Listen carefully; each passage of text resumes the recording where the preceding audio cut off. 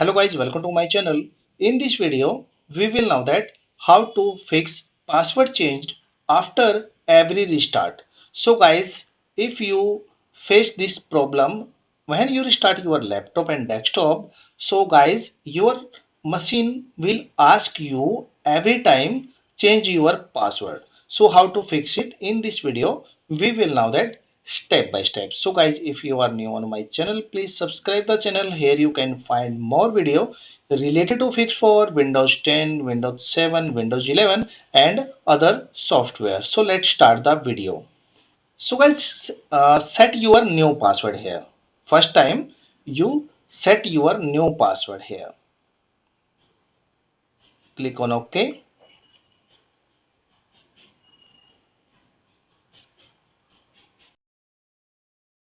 After that guys, click here taskbar and click here task manager option. Okay, and after that guys, click here file option.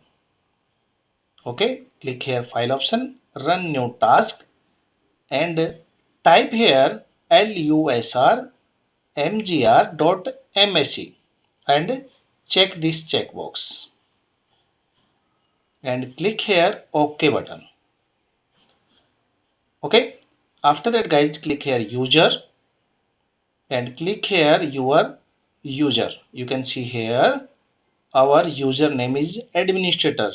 If your username any, so select your user and click here properties, and after that guys, check this checkbox password never expired.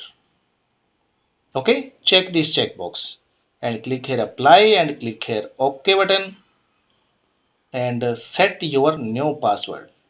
Right click on it, proceed and select your new password as you wish. Okay, and click here OK button.